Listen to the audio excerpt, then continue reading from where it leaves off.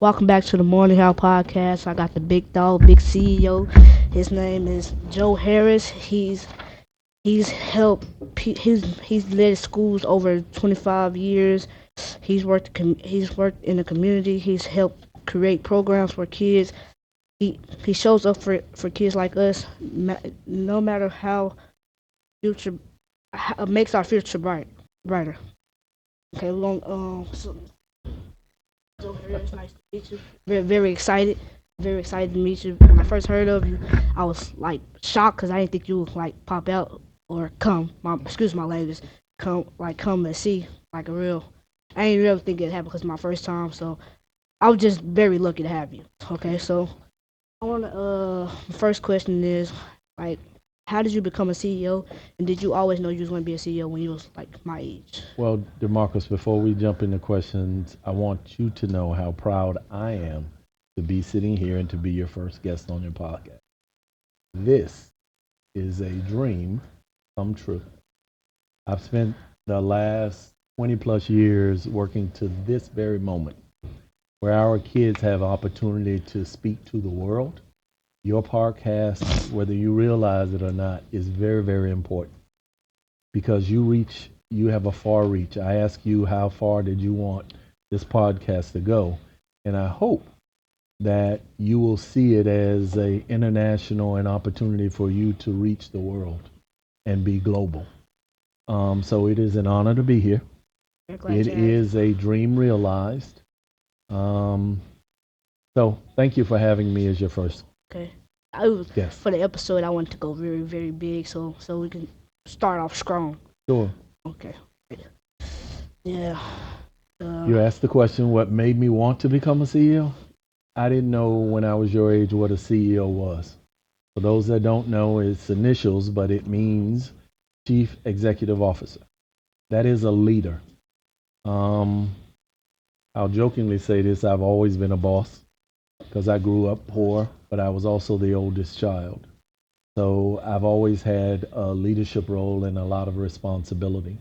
So, me in my role as executive director or CEO of this organization, some of it feels familiar, but all of it is part of what is, I think been prepared for all my life.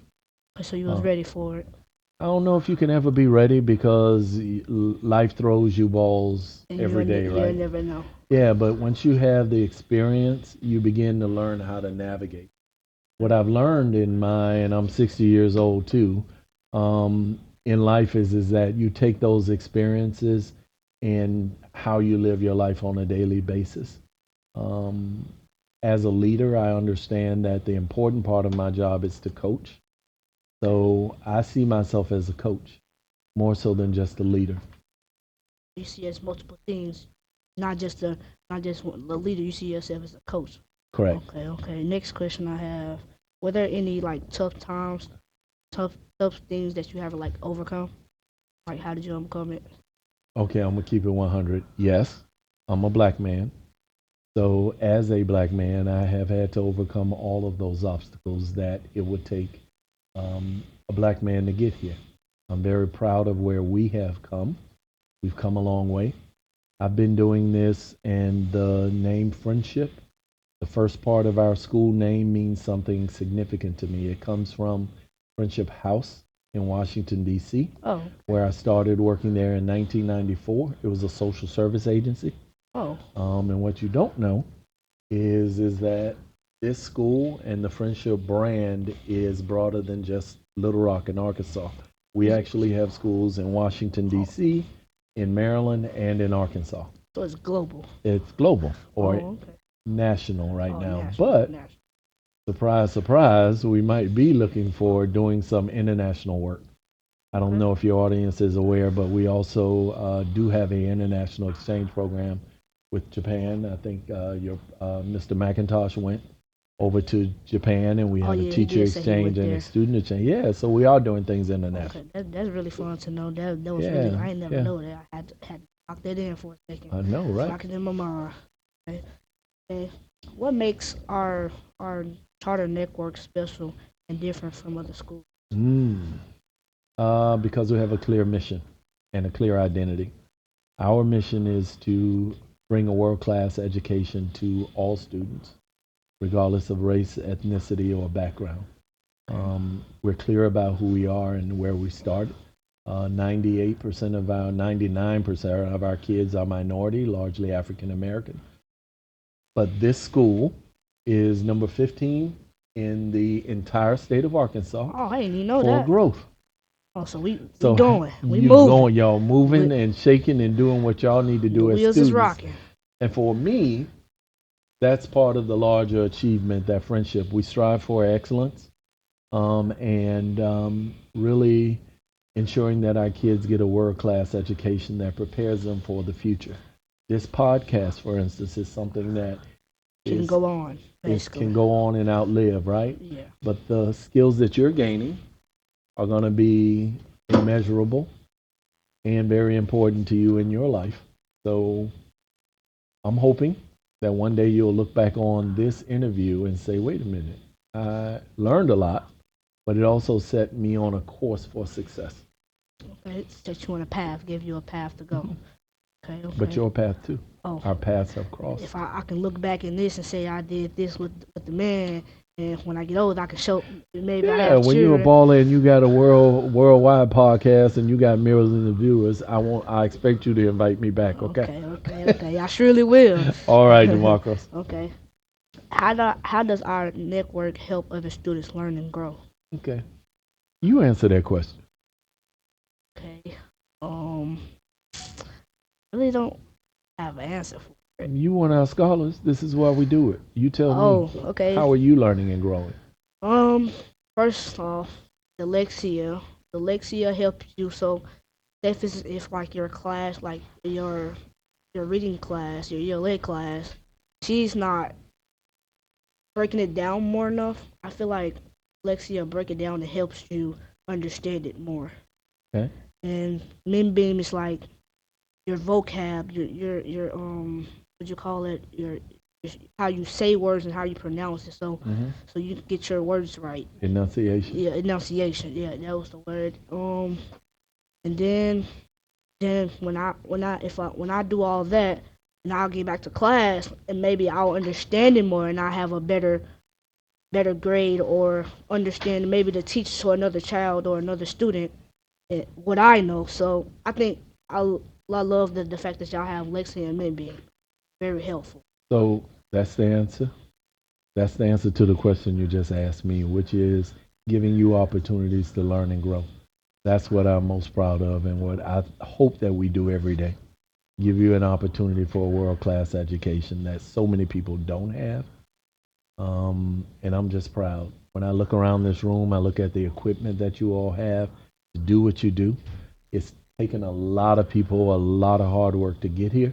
And I'm glad that you all appreciate it and you're making the most of it.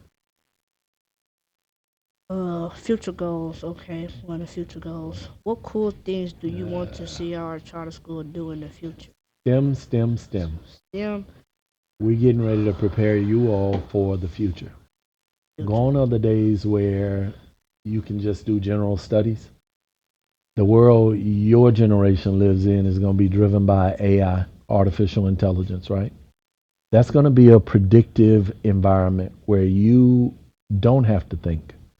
But what we want to do is build kids that understand AI and understand what drives technology so that you won't be a passive user, you'll be a critical thinker and you understand technology. So we want to create scholars, and what we see for the future is creating scholars that can code, that can program, that can run drone programs, that can run a STEM lab, that got podcasts, that are doing things in the new world that we're going to be living in. So that's what we're trying to do right now, prepare kids for what is going to be their future. So you trying to like student led, basically more student led projects and things Oh, of that nature. so another reason why I'm proud to be here is because of your voice. One of the things that we want to do is to give every child a voice and ensure that every child and I'll call them scholars, every scholar has a voice So who we are is really determinant on what you want and who you want to become. That's what we do. So I hope that, it's reflected in, I hope your teachers are listening to you. I hope the principals are listening to you all because this is why we do it. We do it for you, not for us. We do it to make sure you get the best resources, that you have what you need to be your very best. Yes, no doubt. Are there any big projects or ideas that you're working on now that you can share with us? Oh yeah. Um, Creating a state of the art space where kids can be creative in a technological environment, right? Yeah, so it's an opportunity to learn and grow. Creating a technology playground, that's one of the things. We're getting ready to rebrand all of Friendship to be STEM schools. So we are going to focus on science, technology, engineering, and we're going to add an A to it. So some schools that A will mean arts, some schools that A will mean agriculture, and then the mathematics part. But we're going to be moving to becoming a STEM school. All of our schools are going to be STEM schools. That's where the future is. Live in a world. Live in the world of STEM. Okay, okay. Final question. We don't want to wait. We won't take too much of your time. We'll try to hurry Oh, up. this is the Hurry best up. thing I've very, very proud, young man. So we have seven core values: Mm. integrity, confidence, responsibility, care, commit, commitment, patience, persistence, and respect. Which of these do you think is most important for us? So when y'all gave me these questions in advance, I looked at this question, and this was the one question that kind of tripped me up because I think they are all equally important, but I think they happen at different phases and different times in your life where they have more importance, right? I think integrity is about a man standing or a man or a woman standing on their word, doing what they're saying on to do. That's something that you need to always stand on, right? You need to stand on business, right? Responsibility is something that at different points in your life that's going to change. Right now, as a scholar, your responsibility is to get the best education you can. But as you get older, that responsibility shifts more to your own personal, your values that really go to around family and you're setting your personal goals. So each one of these, when I think about confidence, that's something that you're going to work on for the rest of your life. Your confidence in who you are, and I'm gonna say this to both of you all, who you think you are right now is not who you're gonna be 5 years from now. It's not who you're gonna be 10 years from now. It's not gonna be 20 years from now. Here's the question I always ask myself: what do I want to be when I grow up? And I'm 60 years old. I have done a myriad of things that all got me here today. My story. I sold watermelons off the back of a truck, and now I'm the CEO of one of the largest, one of the best charter school networks in the country because my path was not clear. I didn't say I wanted to be a basketball player and I focused everything on there. What I did was absorb everything that came my way. But I also made opportunities. When you come from the bottom and work your way up, you're never afraid of the lot. You're never afraid of the lot. Because you gotta always strive. If I had to leave some parting words, it's about talking to your generation. Fear. Fear is learned. And here's the trick. Whenever you are afraid of something, I want you to do something really simple. I want you to count to three, and then I want you to jump. One, two, three, jump. And that means do it. Long as you ain't jumping to your death, right? Overcome your fears, and you'd be amazed at how far you can fly. This is your first podcast, and I want to say, sir, I'm so proud of you. You're doing a good job. You made me as an interviewee feel comfortable. I like the way that you're presenting this. I think your audience is going to have a great time with you. Keep that sense of humor. All right. Your vocabulary is important, young man, and to your listeners. So do me a favor. I want you to drop a new word on every one of your podcasts. A new word. Because your vocabulary and your ability to communicate. If you ask how I wanted to summarize this whole interview, right? I wanted to talk to you about things that got me here. And it is also about my ability to communicate. I found that that's the best thing that you can do. And to all of y'all, I want at some point in your life, I want you to have a sales job. Because what you learn in sales, I don't care if it's at McDonald's, I don't care if it's wherever, is going to serve you well throughout your life. Your image matters, and the words that come out of your mouth matters. So when we talk about core values, right, they all fit hand in hand to make. So I help write these core values and the mission. And it was a arduous process, a long process. We thought intentional and deliberate about every one of these words and what it means to us as adults, what it means to the future.